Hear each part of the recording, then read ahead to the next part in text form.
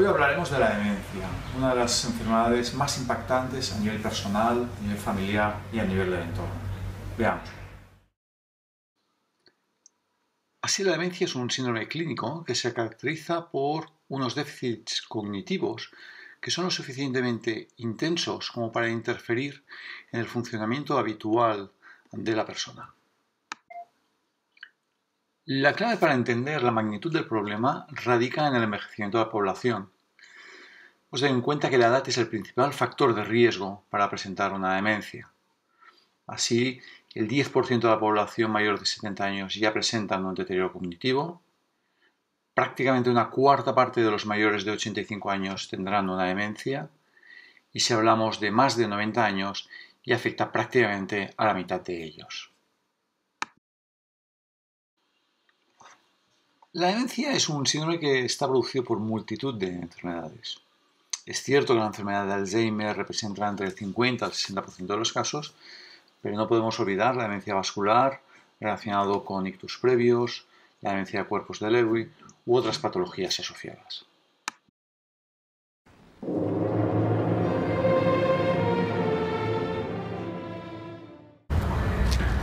Podremos encontrar diferentes grupos de síntomas que nos ayudarán a hacer el diagnóstico.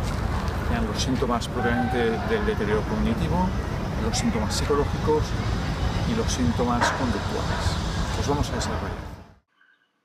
La amnesia, es decir, el no recordar, es el síntoma más llamativo del deterioro cognitivo. Inicialmente son despistes de situaciones o hechos recientes, y posteriormente se irá aumentando el número y en tiempo. Este no recordar debemos relacionarlo con la dificultad de procesar la información ante una falta de atención. Ya en situaciones más avanzadas se ven afectadas funciones tales como el lenguaje, las praxias o las noxias.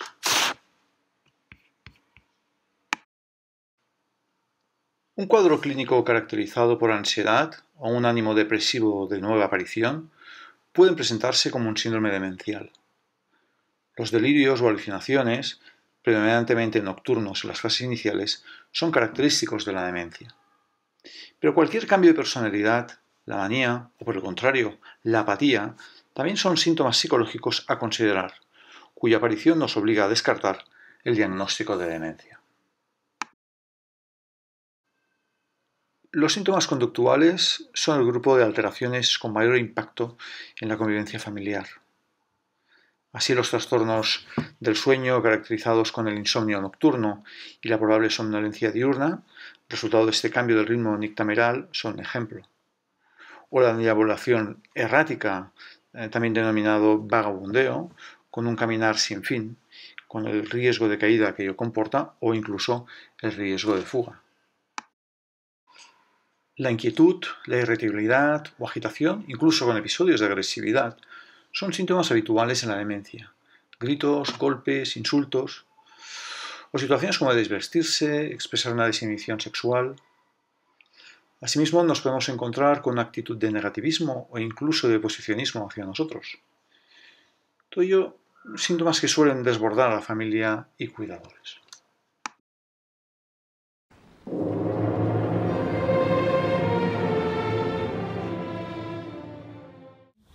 La demencia no tiene curación, pero la demencia sí que tiene tratamiento.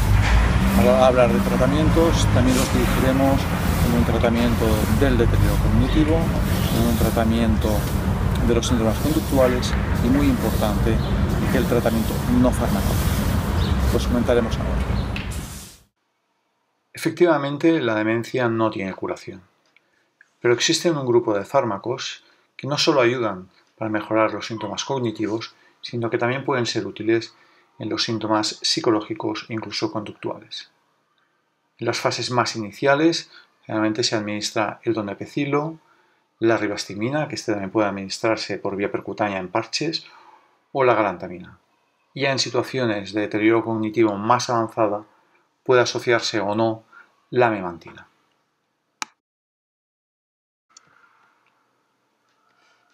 Para el control de los síntomas conductuales no existe una fórmula mágica. Deberemos individualizar caso por caso y utilizar diferentes familias de medicamentos para conseguir controlar estos síntomas. Podemos utilizar los neurolépticos como la risperidona o la quetiapina. Podemos utilizar benzodiazepinas sobre todo para el insomnio, como el lorazepam, o en situaciones de ansiedad el alprazolam. Para el componente confusional se puede utilizar el clometazol, o también podemos asociar la trazodona, que es un antidepresivo, con un componente sedativo. Las terapias no farmacológicas son muy importantes. Terapia de reconducción de la conducta, terapia de reconducción de la realidad, la reminiscencia, la psicomotricidad, la musicoterapia.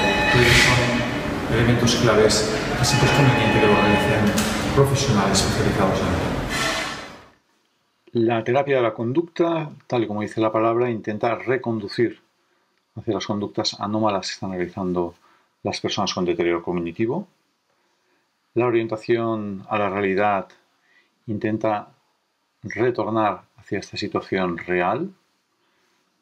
Por el contrario, la reminiscencia nos devuelve al pasado con el recuerdo. La psicomotricidad potencia la movilidad motora. Y finalmente, la musicoterapia forman parte de posibles terapias a realizar.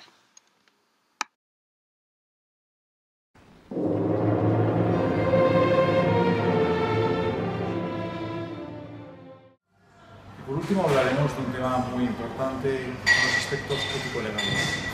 Pensamos que estamos hablando con personas que han perdido la capacidad de decidir, con lo cual sus familiares y su entorno son los que deberán de decidir por ellos. Veamos.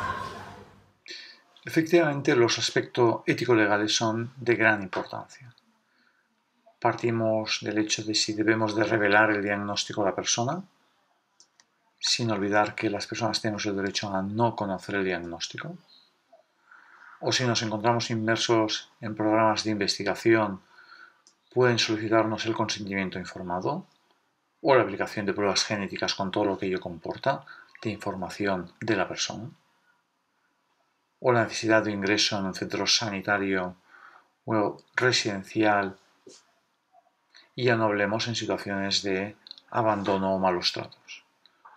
Todo ello justifica la importancia de las voluntades anticipadas. Durante estos 8 minutos hemos intentado resumir el concepto de la demencia. Obviamente es una enfermedad que nos genera muchas dudas, muchas preguntas y que con el tiempo tendremos que ir intentando darle respuesta. Muchas gracias.